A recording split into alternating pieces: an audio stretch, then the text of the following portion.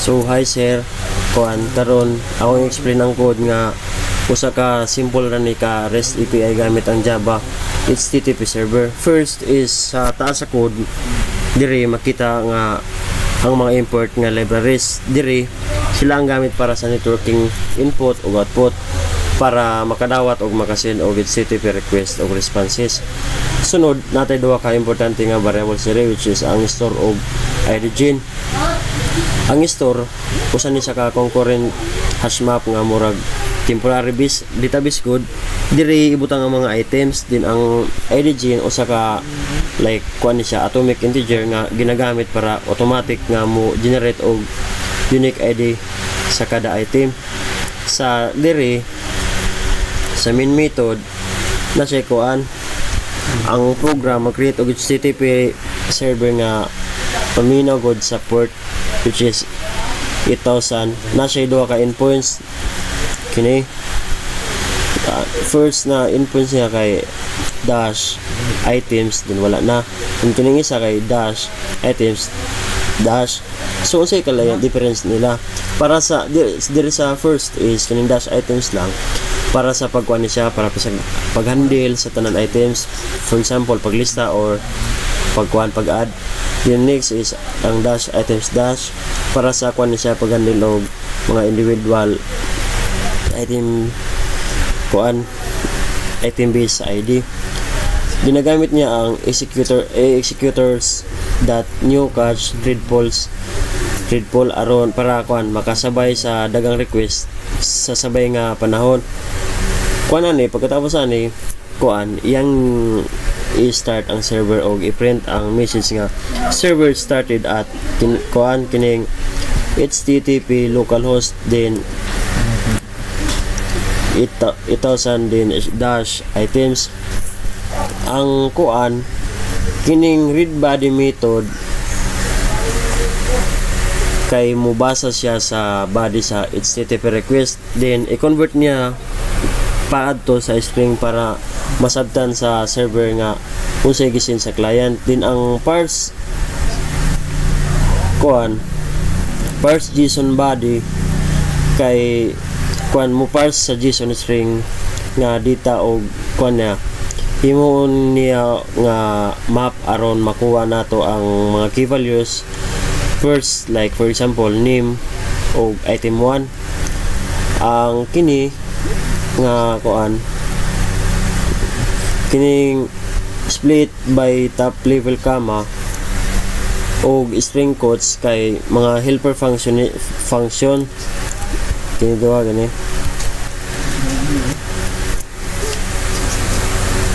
para sakto ang pag-split og kuan clean ay paglimpyo sa JSON data labi na kung naay mga quotes og comma sa sulod sa kuan pinaka lastly ang send JSON og send response kay para mag-send balik og kuan tubag sa client isit niya ang mga content type sa JSON og status code og send ang response sa UTF-8 format. So mao ni ang kuan si proceed ta diri nga class.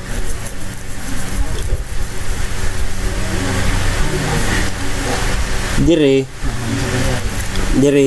pakita nato nga nag-import og mga daghang gyapon libraries nga gamit sa HTTP server input ug output networking ug concurrency. Kini tanan sila kay kuan para ang program makadawat og makasend og HTTP request. Sa sulod natay item class nga kini siya nag-serve as a model sa atong kuan mga data.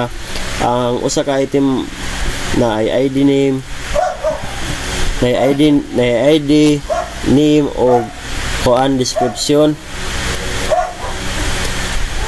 Ang to JSON method kay gamit mag-convert kuan siya para ma-convert ang object ngadto sa JSON format.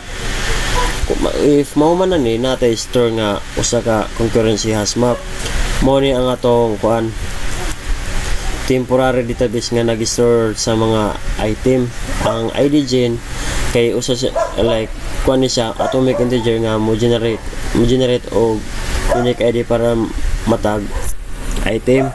Si static block nagkuan dire nagbutang daan o kuan 5 ka sample item like kuan laptop, smartphone, headphone, smartwatch o kuan tablet. Sulod sa main method, ang program mag-create og kuan HTTP server nga mamino support sa 8000 na siya kuan duha gyapon ka route o context. First is slash items o slash items slash kining slash items kun ni siya para maglist o mag-create og items, then kining slash items kuan slash para magkuha para pag-update o pag-delete sa mga specific specific na item. Gamit niya ang kuan executors new cache read pool para makasabay sa multiple request. Din sa items handler kay kung get request mo display sa tanan sa item JSON array. Kung post request mo create siya og bagong item gikan sa JSON data nga gisin sa client sa sa kuan sa item by handler mo ni siya ang kuan handler nga para sa dash items dash ning bracket ID route. Kung git kuha niya ang item base sa ID, kung put i-update ang existing item, then if delete kuha nun like kuan kung delete tanggalon ang item sa list, then dire read body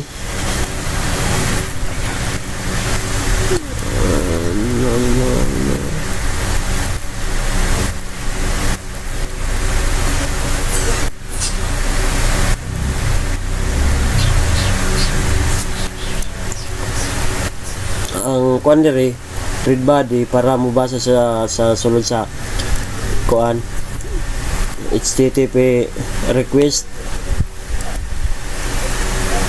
Then ang parse JSON kuan mo parse sa JSON nga ibutang sa map. Then ang split by top level comma o string quotes para sakto ang pagkuha sa key values gikan sa JSON. Din ang send JSON og kuan send JSON og send response para mo send og response pabalik sa client. Next kay kini ang kuan kini nga class naga-implement ni siya og kuan HTTP handler. Mao ni ang mga klase nga mo handle sa mga HTTP request para specific nga route nga for example kining kuan dash items dash ID meaning specific item bisa yang ID. Firstly makita nato nga naa siya mga kuan pattern o ID pattern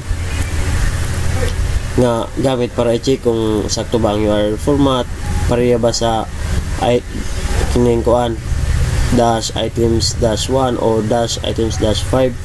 Handle method ang program basa sa HTTP request ko niya ang method nga get put delete og ang URL path i-check niya kung valid ang URL. Kung dili valid ang mugawas ani kay kuan 404 not found. Kung valid kuha niya ang item ID gikan sa URL. Depende sa request method tawagon niya ang lain-laing function.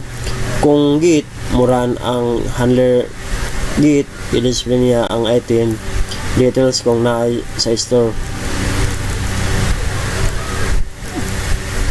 Then ang kung put ay store. Kung wala diri sa gate, mo return og 404 not found. Kung put, mo run ang handle put. Diri ang gamit para sa pag-update sa existing item. I-read niya ang body sa request para sa JSON, unya i-update ang name o description. Kung delete, mo run ang handle delete. I-remove niya ang item gikan sa store og mo return og confirmation nga deleted na. Diri nga side kay kuan kini nga class kuan nagay-implement ni siya og kuan nag-implement ni siya og HTTP handler. Kung siya ang nag-handle sa route nga dash kining dash item tao ba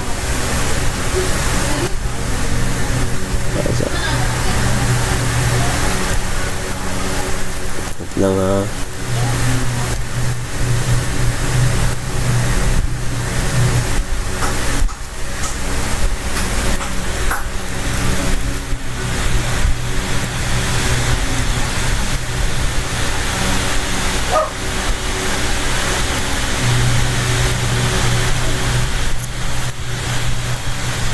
kini nga class kuan like I've said earlier nga nag-implement sa HTTP handler o siya ang nagakuan handle sa route nga dash kuan dash item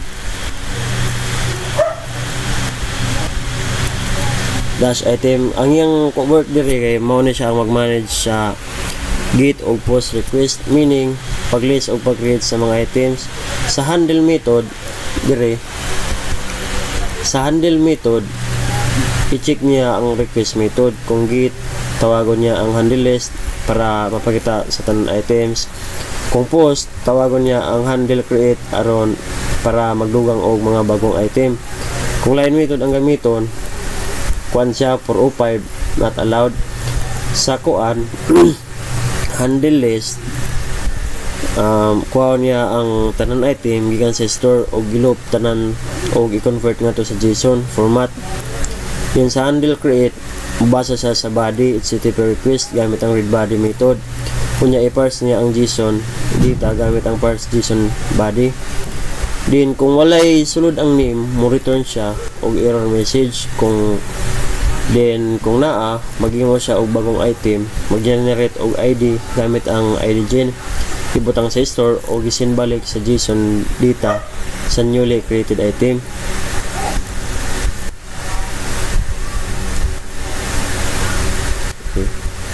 Kini diri nagamit ta og postman, gamit ta og kuan get request na HTTP localhost kuan localhost niya kay 1000 then dash items. Ang purpose ani kay kuan request nga mao ang pagkuha sa items gikan sa REST API. Makita nato nga kuan